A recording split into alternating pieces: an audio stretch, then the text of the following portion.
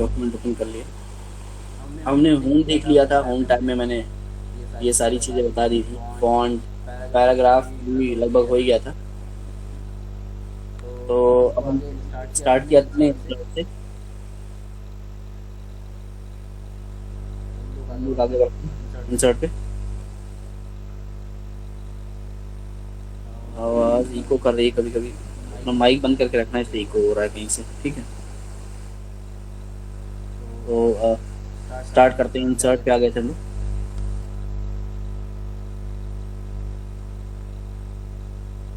एक मिनट में चेक करूँ उसका माइक ओपन है क्या। इसका माइक ओपन इसलिए तो कर रहा था, अभी को नहीं करेगा।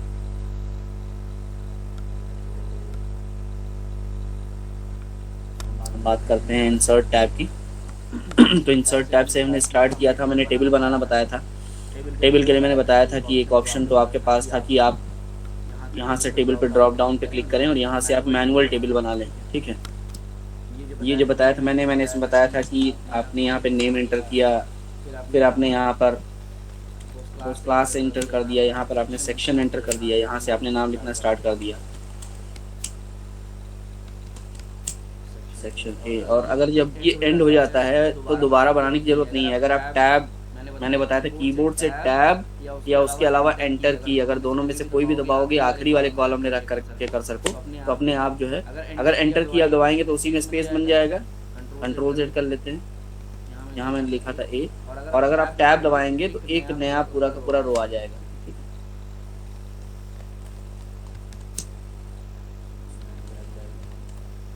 इसी तरीके से आप करते जाएंगे, वो आता जाएगा। लास्ट कॉलम में जैसे ही आप आएंगे आता जाएगा।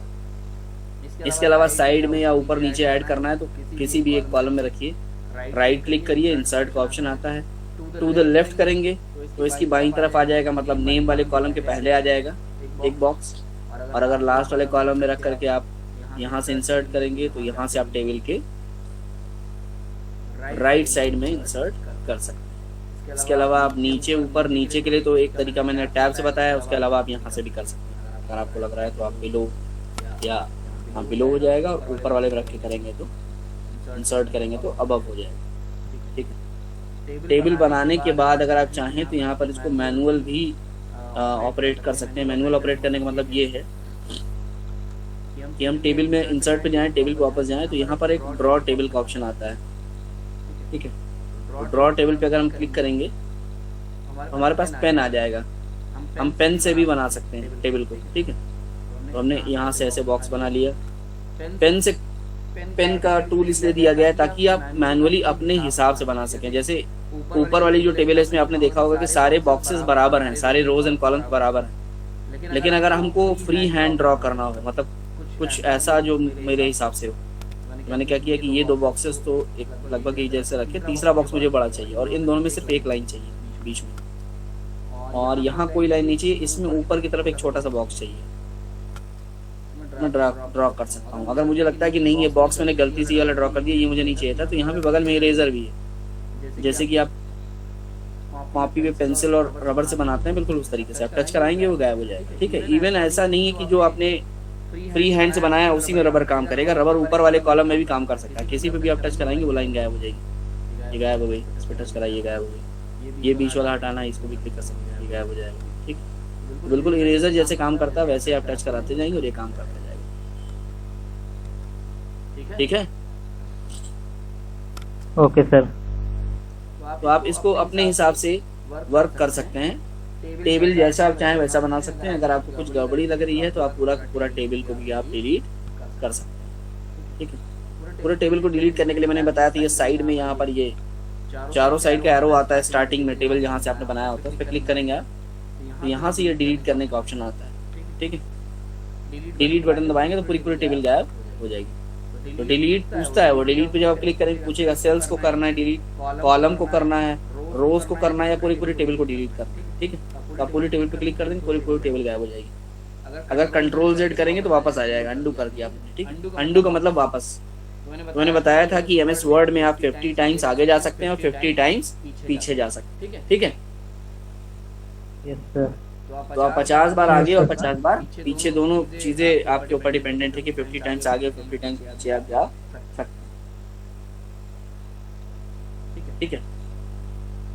इसके अलावा अगर हमने एक टेबल बना ली है, सपोज इसको हम डिलीट कर देते हैं, इसको भी डिलीट कर देते हैं, ये तो हमने एक टेबल बनाया है। तो अगर हमने यहाँ से इंसर्ट पे गए, और एक टेबल बनाने का एक और तरीका और भी है, यहाँ आता है इंसर्ट टेबल। जहाँ इंसर्ट टेबल है उस पर आप क्लिक करेंगे तो एक विजार्ड आ जाएगा जो आपसे पूछेगा कि कितने रो कितने कॉलम की टेबल बनानी है। तो मैंने कहा कि 3 रो और 2 कॉलम की टेबल बनानी है, ठीक है। तो ये बन गया। अब सपोज मैंने इसमें कोई डेटा लिख दिया, तो मैंने कुछ भी लिख दिया,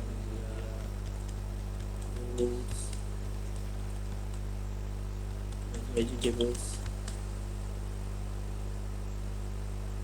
एंड ग्रेन्स, ठीक है।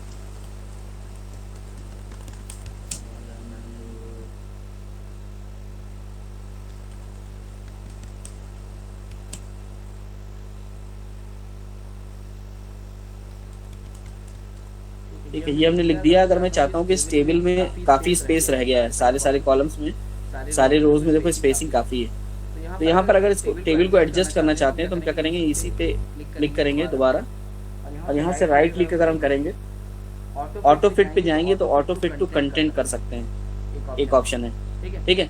ऑटो फिट टू कंटेंट करेंगे तो जितना आपके टेबल में कंटेंट लिखा है सिर्फ उतने का ही स्पेस वो छोड़ेगा, बाकी जो है उस टेबल को एडजस्ट कर देगा, छोटा कर देगा अपने आप। दूसरा तरीका है, इसी ऑटो फिट में आप जाएंगे, ऑटो फिट टू विंडो कर देंगे। विंडो का मतलब होता है जो पेज का ये जो बॉर्डर है, इसके साइज के अकॉर्डिंग इसके बीच में ले आएगा, जितना इस पर्टिकुलर पेज में फिट हो सकता है प्रॉपर तरीके से, ठीक है। इसके अलावा तीसरा ऑप्शन है फिक्स्ड विड्थ। तो इस पे करने पे बहुत इफेक्ट नहीं दिखाई देगा क्योंकि ऑलरेडी फिक्स्ड विड्थ पे है। मतलब विड्थ, फिक्स्ड विड्थ का मतलब यहाँ पर ये है कि जितना कॉलम, हर कॉलम है वो सारे कॉलम के साइजेस और लेंथ और हाइट सब कुछ बराबर होगी। तो यहाँ से आप टेबल की फॉर्मेटिंग कर सकते हैं हर तरीके से, ठीक है। इसके अलावा टेबल में एक ऑप्शन और भी आता है, यहाँ दिख रहा होगा बहुत सारे टेबल के स्टाइल्स हैं। यहाँ अगर ड्रॉप डाउन पे आप क्लिक करते हैं कॉर्नर पे, तो बहुत सारे टेबल के पास हमारे पास स्टाइल है। आप वैसा भी कर सकते हैं, जैसा घर में कैलेंडर वगैरह हम लोग लाते हैं तो आपने देखा होगा कैलेंडर पे जो स्टाइल पड़ी होती है, तो वो आपको यहाँ से स्टाइल सारे ले सकते हैं। कुछ प्री डिफाइंड यहाँ पे स्टाइल बने हुए हैं, उनको आप यूज़ कर सकते हैं। उसके अलावा अपना मैंने बताई दिया आपको कि आप अपने हिसाब से भी चीज़ों को कर सकते हैं, ठीक। पूरे टेबल में शेडिंग कुछ और कलर चाहिए आपको, तो यहाँ से आप कलर्स की शेडिंग अपने हिसाब से भी कर सकते हैं, ठीक। और अगर कुछ भी नहीं करेंगे तो जो पहले से स्टाइल था वो आ जाएगा। अगर टेबल में बॉर्डर नहीं दिख रहा है तो आप यहाँ से बॉर्डर्स पे क्लिक करके चारों तरफ बॉर्डर ला सकते हैं। इसके अलावा एक बॉर्डर का भी ऑप्शन होता है, आउटसाइड बॉर्डर, एक बाहर का भी बॉर्डर बन जाएगा, ठीक है। तो मेन्यू देखिए जैसे ही चेंज हो जाता है, जैसे मैंने टेबल के बाहर कर्सर रखा तुरंत मेन्यूज चेंज हो गए अपने आप, ठीक है। तो मेन्यूज पे हमेशा ध्यान देना, क्योंकि जब आप जिस तरीके के टूल पे काम कर रहे होंगे उसी हिसाब से मेन्यू काम करता है, ठीक। फिर इंसर्ट पे आगे बढ़ते हैं, तो इंसर्ट पे एक दूसरी जो चीज़ है वो आप पिक्चर है। अपने फाइल में अगर आपको कोई पिक्चर इंसर्ट करनी है तो आप कोई भी पिक्चर इंसर्ट कर सकते हैं यहाँ से सिलेक्ट करके। तो अब जो वर्ड आता है उसमें काफ़ी एडवांस्ड फीचर्स हैं, जैसे कि अगर ये फोटो मुझे और एडिट करनी है, मुझे सिर्फ ये घर वाला हिस्सा ही चाहिए इसमें से, तो मैं क्या कर सकता हूँ, इस फोटो के ऊपर फोटो को सेलेक्ट करूंगा पहले एक बार, ऑलरेडी सिलेक्टेड है वैसे। अगर मानो कहीं बाहर सिलेक्टेड है तो फोटो पे सिलेक्ट करेंगे आप, ये चारों तरफ इस तरह से बॉर्डर्स बन के दिखने लगेगा। जैसे ही आप फोटो पे क्लिक करेंगे ये देखिए फोटो से रिलेटेड ऑप्शंस आ गए, फॉर्मेटिंग का दिख रहा है। तो जो आप सेलेक्ट करेंगे तो फोटो फ्रेम के फॉर्मेट में सिलेक्ट होने लगेगा, ये फ्रेम बन रहा है फोटो का अपने आप ऑटोमेटिक, ठीक है। Okay sir. किसी भी तरीके की आप फोटो को फ्रेमिंग कर सकते हैं यहाँ से, ठीक है। तो आप फोटो फ्रेम कर सकते हैं। उसके अलावा मैंने बताया कि मुझे सिर्फ ये हिस्सा चाहिए, तो उसके लिए मुझे क्या करना होगा, यहाँ पर एक साइज वाला सेक्शन होता है जिसमें ऑप्शन होता है क्रॉप का, तो आप क्रॉप पे क्लिक करेंगे। जैसे आप क्रॉप पे क्लिक करेंगे ये ब्लैक साइड में ये बन करके आ जाएगा। तो ये ब्लैक जो बन के आया है, आपको यहीं से इमेज को पकड़ के छोटा करना है धीरे धीरे। मैंने उठाना शुरू किया, मुझे सिर्फ ये घर वाला हिस्सा ही चाहिए, तो मैं यहाँ से ले आया, ठीक है। और थोड़ा सा स्क्रॉल करते हैं नीचे, अब मुझे नीचे से भी इसको कट करना है, और तो ये होगा मेरा ये घर का हिस्सा ऑलमोस्ट आ गया, ठीक है। जैसे ही आपने इतना एरिया सेलेक्ट कर लिया, वापस क्रॉप पे जाएंगे आप और क्रॉप वाले पे दोबारा क्लिक कर देंगे, तो दिख रहा है सिर्फ जितनी फोटो आपको चाहिए उतना निकल करके आ जाएगा। जबकि ये जो टूल है ये वर्ड का टूल पहले नहीं हुआ करता था। पहले ऐसा फॉर्मेटिंग आपको इमेज का टूल आना चाहिए, जैसे पेंट आ रहा हो या कुछ और आना चाहिए, इमेज एडिटर आना चाहिए, जहाँ से आप इमेज को एडिट करके आप लेकर के आएंगे। लेकिन वर्ड ने आपके लिए क्या किया है, वर्ड ने आपको यहीं पर टूल दे दिया है, आप यहीं पर एडिट कर सकते हैं और यहीं पर लेकर के यूज कर सकते हैं इसको। ठीक है, तो आपने पूरी इमेज को अपनी यहाँ पे एडिट कर दिया।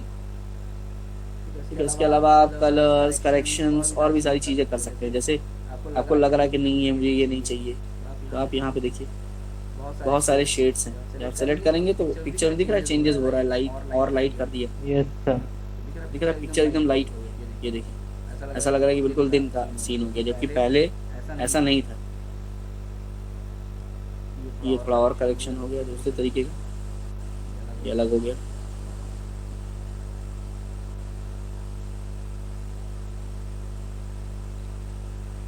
ठीक है, तो कुछ ये इफेक्ट था पहले। अगर हम कंट्रोल सेट करें बैक जहाँ, ये हमारी ओरिजिनल थी। ठीक है, फोटो, तो आप करेक्शंस यहीं से कर सकते हैं। और जब भी ऑप्शंस आपको चाहिए तो सबसे इजी जल्दी लाने का कोई भी ऑप्शन तरीका है कि उसी जगह पर आप डबल क्लिक कर दीजिए। 2 बार फोटो पर आप क्लिक करेंगे, अपने आप फोटो से रिलेटेड सारी फॉर्मेटिंग के ऑप्शंस यहाँ पर आ जाएंगे। ठीक है, अब यहाँ पे इंसर्ट पे वापस जाते हैं और एक पिक्चर और इंसर्ट करते हैं।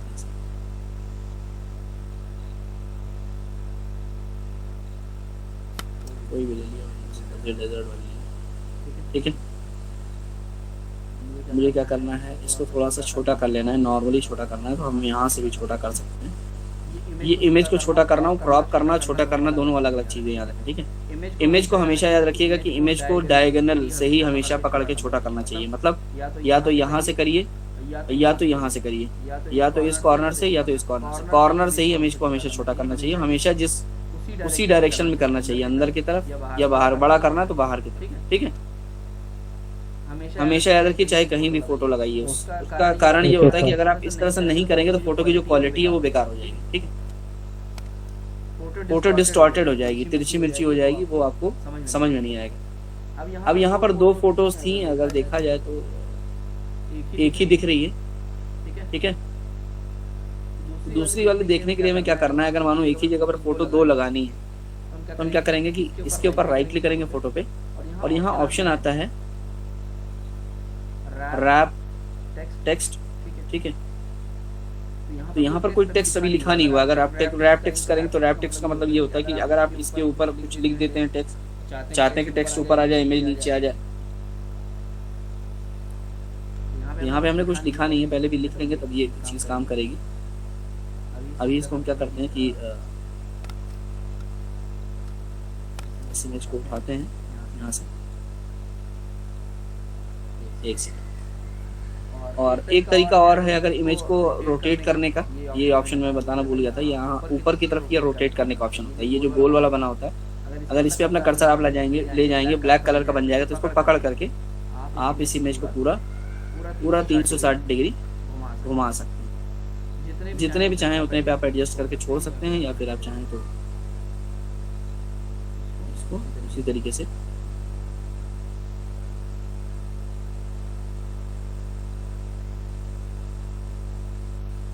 ठीक है, तो माउस से ये होने में बहुत दिक्कत करता है, इस तरीके से रोटेट होने में प्रॉब्लम होती है।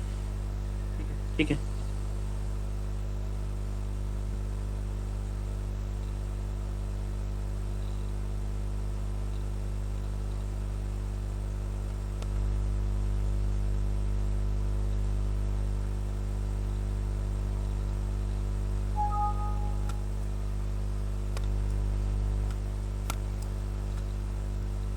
ठीक है, माउस बिना माउस के कीपैड से कर रहा हूँ, माउस से थोड़ा सा बेटर हो पाता है। ठीक है, वापस।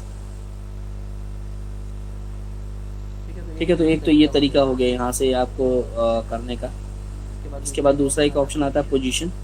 इमेज की पोजीशनिंग कहाँ करनी है आपको, ऊपर की तरफ रखना है। ये दिख रहा है, ये पेज है, पेज में ये यहाँ पर है ऊपर की तरफ, टॉप कॉर्नर पे, टॉप लेफ्ट के ऊपर की। अगर आपको मिडिल ऑफ द पेज लाना है, टॉप में इमेज को राइट साइड में लाना है, तो आप इसी से ले आएंगे। कहने का मतलब ये कि आप ड्रैग ड्रॉप करके इमेज नहीं ले आएंगे। ठीक है, इस चीज़ का याद रखिएगा।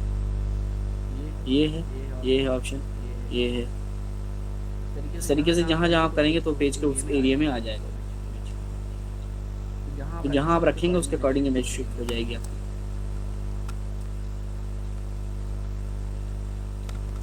यहाँ पर एक ऑप्शन और आता है सेंड टू बैक। सपोज मानो ये टेबल जो है, इस टेबल को हम यहाँ से उठाते हैं और यहाँ अगर इसके ऊपर रखने की कोशिश करते हैं तो बाय डिफॉल्ट क्या होगा, टेबल नीचे हो गई और इमेज ऊपर आ गई। ठीक है, अगर इमेज को मुझे इसके पीछे भेजना है तो मुझे क्या करना पड़ेगा,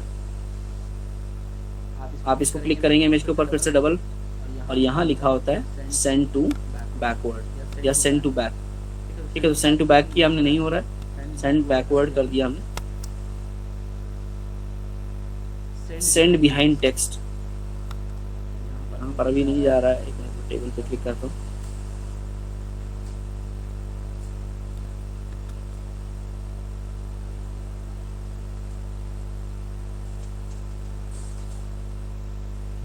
टेक्स्ट नहीं है, टेबल के अंदर टेक्स्ट है। नहीं सर, गया हुआ था।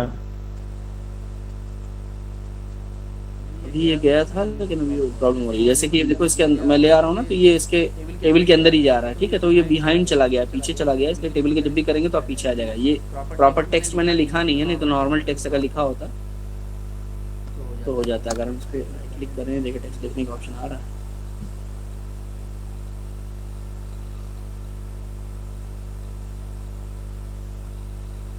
हाँ ये देखो अब चला गया, दिख रहा है। Yes sir. टेबल ऊपर है और यस सर। ठीक है, तो ये चीज़ है, ये आप चाहें तो इमेज को बैकग्राउंड में रख सकते हैं, तो टेबल को ऊपर ला सकते हैं उसके। ठीक है, तो ये टेबल ऊपर आ गई। अब चाहे इसको जहाँ भी एडजस्ट करो टेबल को ऊपर नीचे। ठीक है, आप जब भी वहाँ पे स्ट्रेच या कुछ भी करेंगे तो उसके बैकग्राउंड में होगा वो स्ट्रेच। ठीक है, तो अगर आप चाहते हैं कि नहीं बैकग्राउंड में ऐसी इमेज आ जाए और ऊपर मेरी टेबल बनी हो, यूज़र को लगे कि नहीं मैंने जो है यहाँ पर कोई इसके ऊपर पीछे एडिटिंग करके डाल रखा है, तो आप ऐसा भी कर सकते हैं। ये मैंने क्या किया, पूरे फुल स्ट्रेच पे इसको स्ट्रेच कर दिया क्योंकि इमेज बहुत बड़ी साइज की थी। तो अब ये क्या लग रहा है कि ये पेज जो है बैकग्राउंड में एक इमेज पूरी डाली गई है और उसके बाद जो है इसके ऊपर टेबल बना करके उसको एडिट किया गया। तो अब ये एक प्री डिफाइंड मतलब ये लग रहा है कि एक टेम्पलेट बनाया गया है। ठीक है, तो आप ये ऐसा भी कर सकते हैं, आपके ऊपर डिपेंड करता है। ठीक है, इसके अलावा एक ऑनलाइन पिक्चर से लाने का ऑप्शन है, लेकिन ये जब इंटरनेट कनेक्टेड होगा तभी काम करेगा। जैसे मेरे में कनेक्टेड है तभी काम करेगा। ऑनलाइन पिक्चर्स पे अगर आप क्लिक करेंगे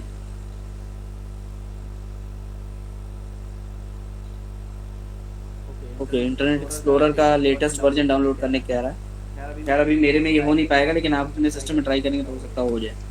मेरे में इंटरनेट एक्सप्लोरर मतलब जो ब्राउज़र होता है, इंटरनेट एक्सप्लोरर जो कि माइक्रोसॉफ्ट का दिया हुआ है, वो अपडेटेड नहीं है, इसलिए ये वर्क नहीं कर रहा है। नहीं तो ये डिस्प्ले कर जाता है, तो बता रहा है कि लेटेस्ट वर्जन चाहिए इंटरनेट।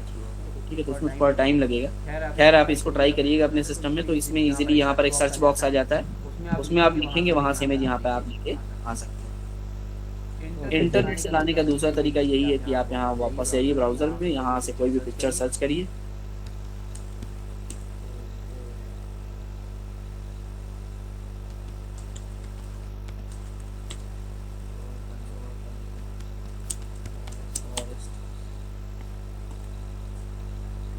इमेजेस पे क्लिक कर दिया हमने, जब इमेजेस पे क्लिक करेंगे तो हम यहाँ से कोई भी पिक्चर, किसी भी पिक्चर पे क्लिक कर देंगे। ये जैसे पिक्चर ये इनलार्ज हो गया थोड़ा, अब ये मुझे चाहिए तो मैं राइट क्लिक करूँगा, सेव इमेज एज पे क्लिक करूँगा और इसको मैं डेस्कटॉप पे सेव हो रहा है, मैं सेव कर लूँगा पहले। ठीक है, फिर ये सेव हो गया, मैं वापस जाऊँगा अपने इस पर और यहाँ से जा करके वही इंसर्ट वाले में जा करके पिक्चर से डेस्कटॉप पे क्लिक करूँगा और यहाँ से पिक करके ले आऊँगा। तो इंटरनेट से कोई पिक्चर लाने का तरीका यही है। ठीक है, चाहे वो आप कोई इसकी फाइल ला रहे हैं या प्रोजेक्ट के लिए बना रहे हैं, किसी चीज़ के लिए भी कर रहे हैं, तो आप यहीं से आएगा।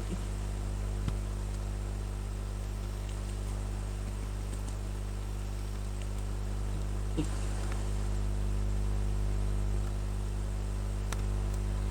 ये इस तरीके से आ जाएगा। बाकी आप चाहें तो इसमें स्पेस वगैरह फ्रीज कर सकते हैं।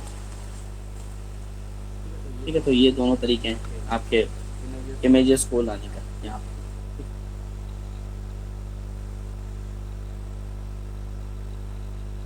इसके अलावा हम क्या करते हैं, एक शीट और ले लेते हैं ब्लैंक, इसी में एक पेज नीचे और ले लेते हैं।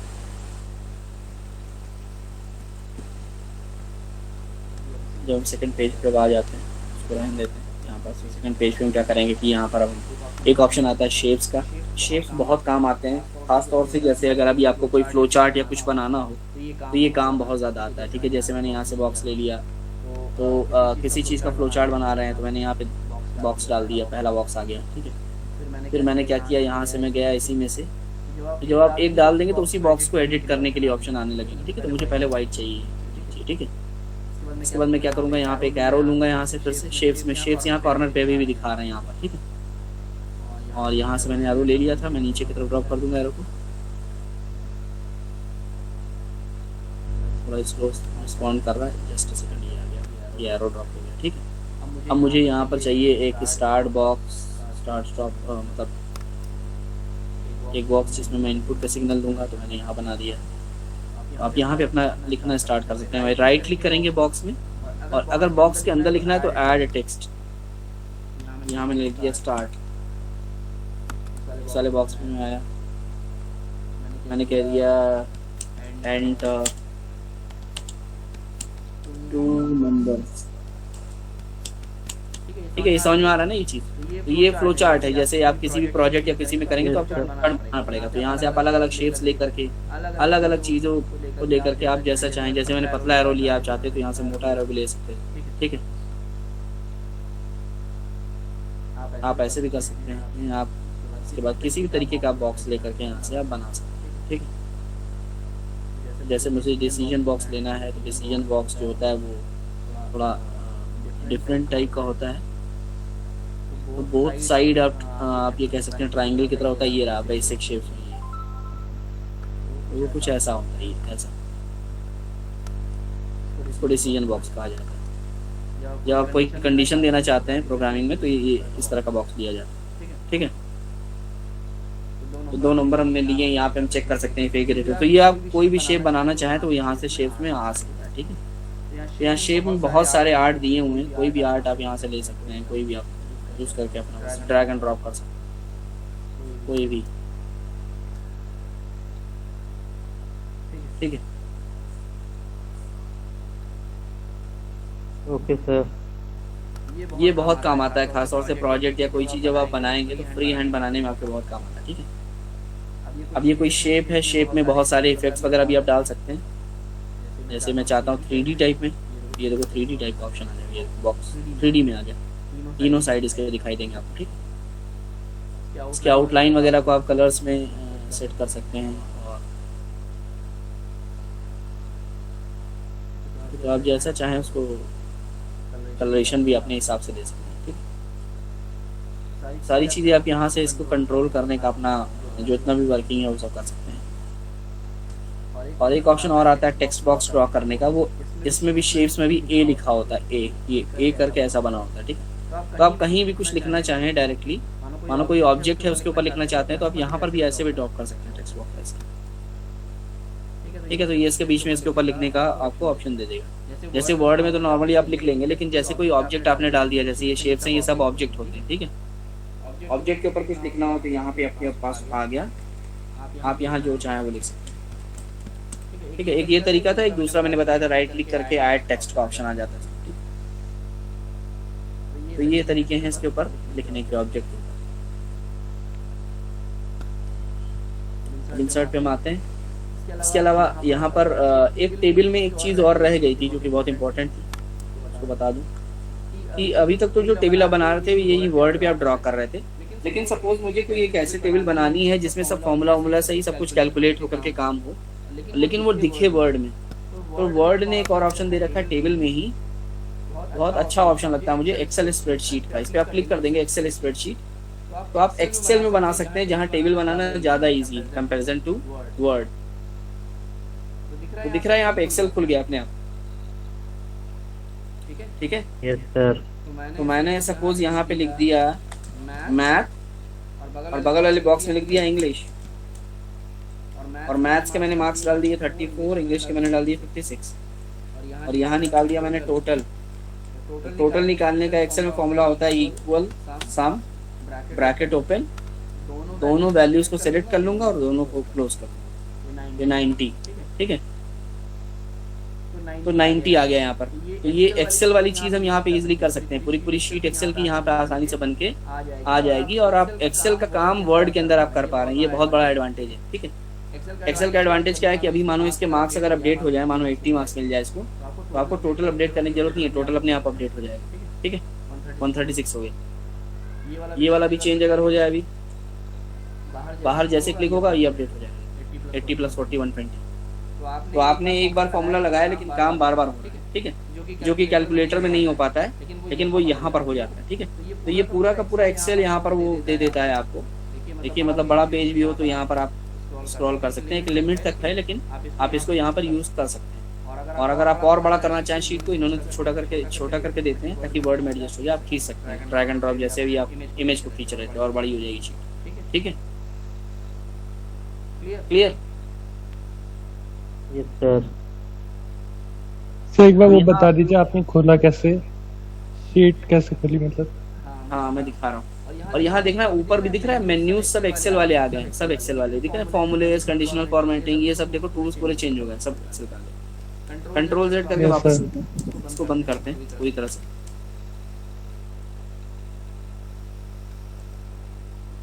तो ये हमारा हट गया पूरी तरह से, ठीक है।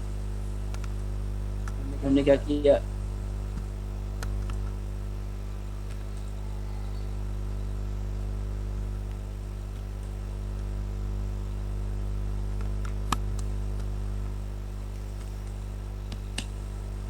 ठीक है। अब ये हमारा मानो सपोज ये ब्लैंक पेज है, हमने क्या किया, यहाँ टेबल पे गए और यहाँ पर एक्सेल स्प्रेडशीट का ऑप्शन आता है। जैसे आप इस पे क्लिक करेंगे अपने आप एक्सेल स्प्रेडशीट इस पे आ जाएगी और ऊपर के मेन्यू सारे आपके चेंज हो जाएंगे, ठीक है।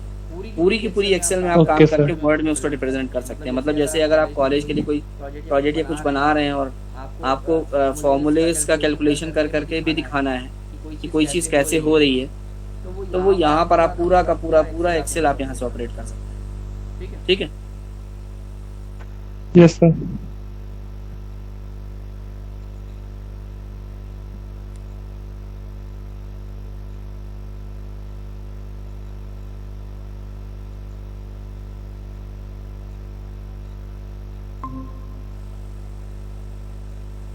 क्लियर? यहाँ तक समझ आया? Yes sir. Yes sir. तो यहाँ पे आप जो है और भी चीज़ें ऐड ऑन कर सकते हैं, जैसे मैंने कुछ भी जो भी एक्सेल में आप कर सकते हैं, जो भी चीज़ें आप डालना चाहें। सपोज मैंने यही डाला था यहाँ पे, तो मैंने मार्क्स डाल रखे थे, मैथ, इंग्लिश, साइंस, अपने जो भी मार्क्स देने हैं यहाँ दे सकते हैं। सारे फॉर्मूलेज आप अप्लाई कर सकते हैं जो भी एक्सेल में होते हैं। यहाँ पे सम या फिर टोटल आप कहते हैं, इसको टोटल निकालना हो तो टोटल मैंने निकाल के आपको दिखाई दिया था। सम लिखा, आपने ब्रैकेट ओपन किया, सारे सेल सेलेक्ट किए, ब्रैकेट क्लोज किया, एंटर कर दिया, आपका फॉर्मूले से निकल के चला आया, ठीक है। इसके बाद यहाँ पर आप पूरी एक्सेल की फॉर्मेटिंग कर सकते हैं। इसको टेबल के फॉर्म में दिखाना, आपने सेलेक्ट किया अपने डेटा को, ठीक है। आप यहाँ पर फॉन्ट में गए, यहाँ पे बॉर्डर्स का, ये एक्सेल के मेन्यूज है, याद रखना। एक्सेल शीट खुली हुई है इसलिए एक्सेल के मेन्यूज दिखा। ऑल बॉर्डर कर दिया हमने और हमने थिक बॉर्डर कर दिया। इसके बाद जो ऊपर आइटम लिखे हैं इसको हमने सेलेक्ट किया, बोल्ड कर दिया। यहाँ से हमने इसकी कलरेशन वगैरह चेंज कर दिया। टेक्स्ट कलर नहीं चेंज करेंगे, टेक्स्ट ब्लैक रहने देते हैं, थोड़ा सा बेटर लिख रहा है। बैकग्राउंड का कलर चेंज कर देते हैं। बैकग्राउंड और फोरग्राउंड का कलर चेंज करने वाले जो मेन्यूज हैं वो बिल्कुल सेम होंगे जो ऐसे वर्ड में दिखाई देते हैं। ये आ गया। इसके अलावा जितना भी सब एक्सेल में जो जो चीज़ें कर सकते हैं सारी चीज़ें यहाँ आप कर सकते हैं, ठीक है। जैसे ही आप बाहर क्लिक करेंगे शीट के, जैसे मैंने बाहर क्लिक किया मेन्यूज वापस चेंज हो गए। अब हम लोग फिर से वापस वर्ड में आ गए, ठीक है ना। सारे मेन्यूज ऑफ वर्ड के आगे वापस, ठीक। Yes sir. अब जैसे इसमें एडिट करने के लिए वापस आप अंदर की तरफ क्लिक करेंगे, सारे मेन्यूज फिर से चेंज हो जाएंगे, फिर से एक्सेल पहुंच जाएंगे। मैंने डबल क्लिक किया, देखो एक्सेल में वापस आ गया। ये देखो एक्सेल में आ गया, दिख रहा है मेन्यू पूरा।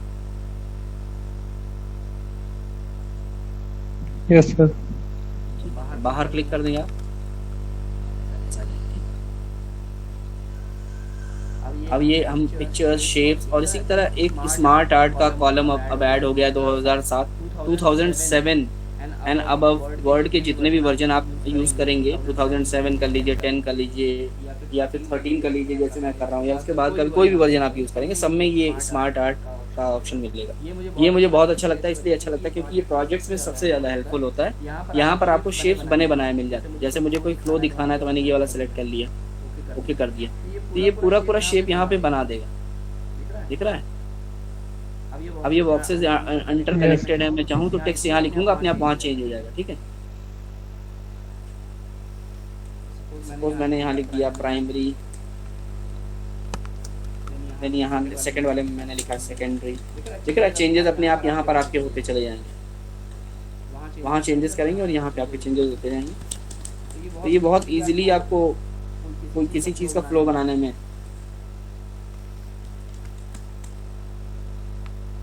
हेल्प करता है। यहाँ बहुत तरीके के आपके शेप्स मिल जाएंगे, बहुत तरीके के कलर कॉम्बिनेशन मिल जाएंगे। जरूरी नहीं कि आप ये रखें, आप और भी तरीके के कलर्स कॉम्बिनेशन यूज़ कर सकते हैं, ठीक है। यहाँ n नंबर ऑफ ऑप्शंस आपको मिलेंगे, 2D 3D तक के ऑप्शंस हैं, ठीक। ये देखो ऐसा दिखाई देगा, क्योंकि दो ही बॉक्स का है तो तीसरा वाला वैसे ही रह जाएगा। तो आपको ये ध्यान रखना है कि क्या 2D रखना है कि नहीं रखना है, ठीक। इसके अलावा बहुत तरीके के जितने भी आपको ऑप्शन दिख जाएगा अलग अलग तरीके का। ऐसे डिटेल्ड वाला बॉक्स बनाना है, जैसे प्राइमरी में कुछ और भी लिखना है उसके नीचे, ये वाला बॉक्स ले लो, ठीक है। अब ये वाला बॉक्स आ गया, अब इसमें नीचे मैंने ऐसे एंटर किया और एडिट टेक्स्ट पर क्लिक कर दिया, यहाँ पे लिखना शुरू कर सकता हूँ। प्राइमरी सपोज कंप्यूटर के बारे में लिख रहा हूँ तो प्राइमरी मेमोरी में आता है रैम, आता है रोम। इसी तरीके से यहाँ लिखना चाहूँ मैं सेकेंडरी मेमोरी में, यहाँ एडिट कर दिया मैंने। सेकेंडरी मेमोरी में आता है आपका हार्ड डिस्क ड्राइव, आपका आता है पेन ड्राइव। फाइनल तो कुछ नहीं होता है, लेकिन आप यहाँ चाहें तो एक्सटर्नल लिख सकते हैं आप। पेन ड्राइव वहाँ से हट जाएगा, यहाँ पे भी आप लिख सकते हैं, जो चाहें आप लिख सकते हैं, ठीक है। तो CD, DVD, फ्लैश ड्राइव, ठीक है। तो ये सारी चीज़ें तो इस तरीके से आप बना सकते हैं अपना कोई भी, दिख रहा है यहाँ पे ये सारा मेन्यू आपको यहाँ दिखा रहा है। आप यहाँ से भी एडिटिंग कर सकते हैं, ठीक है। DVD अगर यहाँ से हटाना चाहें तो हट जाएगा।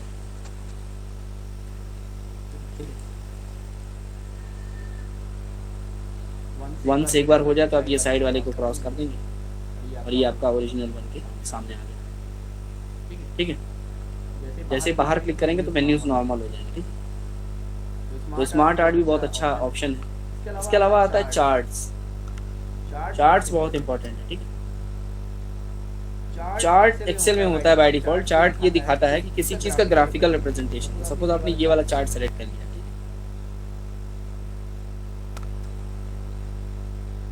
मैंने चार्ट कर दिया क्लिक, ठीक है। तो अब वो पूछ रहा है कि देखो जैसे ही आप चार्ट सेलेक्ट करोगे, चार्ट मैंने क्या बताया हमेशा किसी डेटा के बेस पे बनता है, ठीक है। तो देखो डेटा के लिए उसने एक सैंपल बना के दे दिया, कैटेगरी 1 कैटेगरी 2। यहाँ कैटेगरी 1 कैटेगरी 2 में जो भी लिखोगे वो यहाँ नीचे आने लगेंगे, ठीक है। और सीरीज में जब करोगे तो ये सीरीज हो जाएगी, जो कलर्स है ना ये सीरीज है, समझा है। तो आप जो भी यहाँ कैटेगरी आप चाहो तो इसके बेस पे कर सकते हो, या तो आप चाहो